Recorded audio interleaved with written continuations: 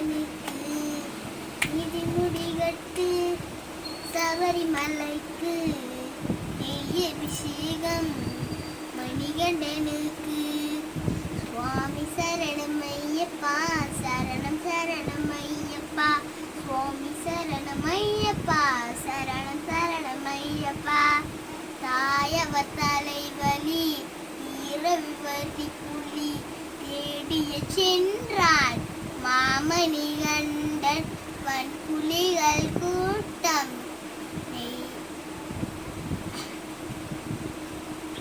வன்புலிகள் கூட்டம் தனியே கூட்டி வந்தான்.